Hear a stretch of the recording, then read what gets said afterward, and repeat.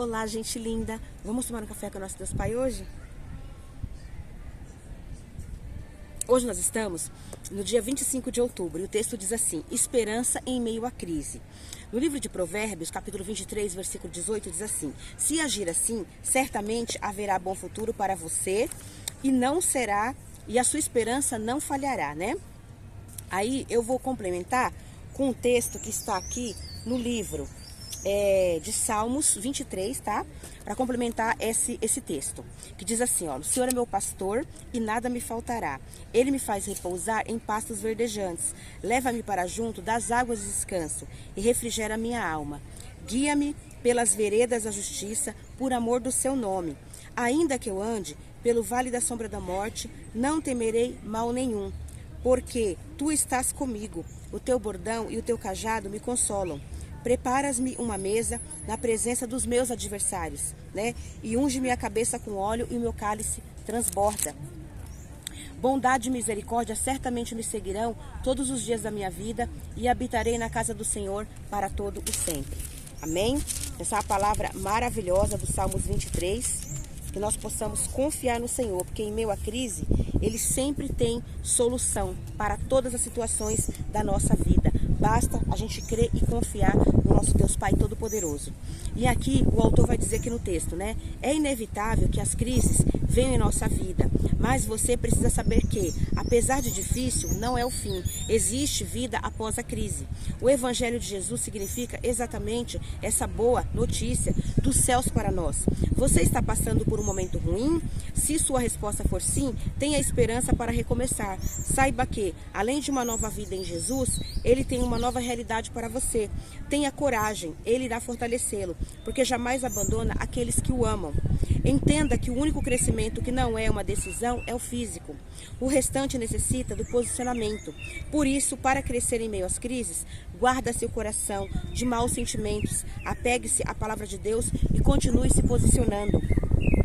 O apóstolo Paulo é um exemplo de perseverança, porque escolheu não parar diante de tantas dificuldades que enfrentou em sua vida. Sofreu injustiças, perseguições, perigos e traições, mas nada disso o abalou.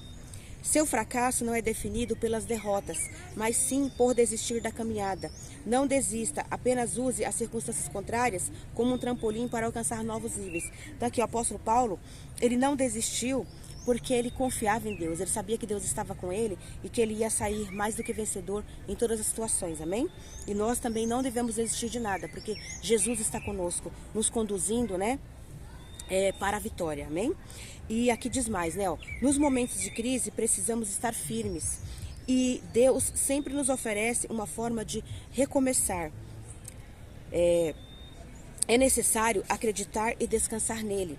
Você pode até não entender a razão da crise afligi-lo, mas no futuro entenderá, porque Deus está moldando o seu caráter e aperfeiçoando a sua fé.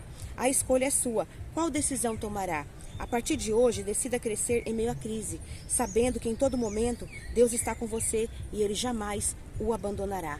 Creia e confie em Deus, porque Ele nunca, jamais vai te abandonar. Essa é a promessa do nosso Deus. A frase do autor diz assim: o olhar da esperança enxerga o impossível como uma oportunidade. O devocional 299, a leitura bíblica é Gênesis 4 e a palavra-chave é crescimento, né? Então que nós possamos crescer na graça e no conhecimento do nosso Senhor e Salvador Jesus Cristo, né? E como diz o apóstolo Pedro no seu livro, e que a gente possa ter esperança no meio da crise. Por quê? Porque Deus sempre está conosco, né? Deus, Ele já nos curou, né, do nosso passado, né? A gente basta entregar tudo nas mãos dele, que Ele já curou o nosso passado. Deus, Ele está caminhando conosco no nosso presente, nos dando todos os dias mais um dia de vida para viver uma vida em abundância, né? Jesus, ele nos ensinou, né, ter uma vida em abundância.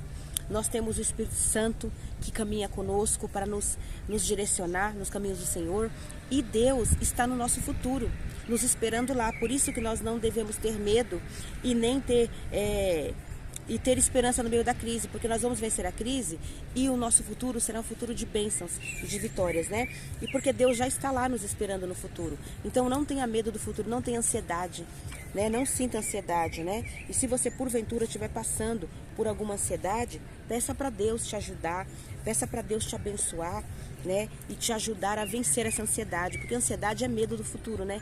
A gente tem medo do que vai acontecer amanhã, às vezes a gente tem medo até de morrer, né? Eu sei que a gente tem medo, né? Porque a gente vive num mundo que é cheio de coisas ruins, né? Infelizmente, né? Cheio de coisas ruins, situações ruins, pessoas, né, não muito boas, né? Então a gente tem medo, né, de muitas coisas, mas vamos entregar para Deus todos os nossos medos, todas as nossas aflições, todas as nossas ansiedade, entregue na mão dele, para que ele possa nos ajudar e nos abençoar, porque Deus está conosco, mas ele precisa que a gente converse com ele, né? Ele quer conversar, Deus, ele quer intimidade, ele quer que a gente tenha tempo para ele, sentar, conversar, orar, falar para ele o que a gente precisa, mesmo ele já sabendo. A gente conversa com ele e fala: Deus, eu preciso disso, eu preciso do Senhor comigo, eu preciso que o Senhor me ajude, eu preciso que o Senhor me oriente, eu preciso que o Senhor me cure, eu preciso que o Senhor me dê paz, eu preciso que o Senhor me dê alegria, para que eu sinta alegria no meu coração, alegria de ver, me dê amor, né? Peça para Deus colocar em você os frutos do Espírito Santo, né? Na verdade, o fruto, né? Porque são 9 sementes, né? Que tem o fruto do Espírito Santo, né? Peça para Deus colocar no seu coração, na sua alma, né? Ali o fruto do Espírito Santo, que é paz, amor, alegria, bondade, benignidade, fidelidade, mansidão, domínio próprio e longanimidade, né? Que é muita paciência, para a gente poder, tanto para a gente ter paciência com o próximo, quanto para a gente ter paciência com a gente mesmo, porque às vezes a gente não tem paciência de esperar as coisas acontecerem, né? Porque tem coisas que pode acontecer hoje, agora, pode ser resolvida hoje, agora, mas tem coisas que a gente tem que ter paciência. Um bebê demora 9 meses, né, para gerar no ventre da mãe até nascer. Então, a mãe não engravida hoje, tem o bebê amanhã. Ela engravida hoje e ela vai ter o bebê daqui 9 meses. Então, assim, a gente tem que saber que tudo que vem de Deus tem o seu tempo. Tudo tem um tempo determinado para acontecer, para germinar, para dar fruto, para ser resolvido. A gente só tem que ter muita paciência e confiar em Deus, né? Então, vamos confiar em Deus, meus queridos. Esse Salmo 23 também aqui é uma bênção para a nossa vida, né? Porque o primeiro versículo já diz, né? O Senhor é o meu pastor e nada me faltará. Então, nada faltará. Não vai faltar alegria, não vai faltar paz, não vai faltar solução para as situações da nossa vida, não vai faltar o amor de Deus, não vai faltar nada. Basta você crer e confiar no Deus Todo-Poderoso, porque Ele tem cuidado de nós, né? E nós só temos que confiar, confiar e confiar, amém? Que Deus possa abençoar a sua vida, abençoar a sua família, abençoar os seus projetos e te ajudar a confiar nele. Que Deus possa abençoar também a minha vida, a minha família, meus sonhos e projetos e me ajudar também a caminhar, né? A andar nos caminhos do Senhor, obedecer ao Senhor e fazer o seu querer e a sua vontade. Vamos crer em Deus?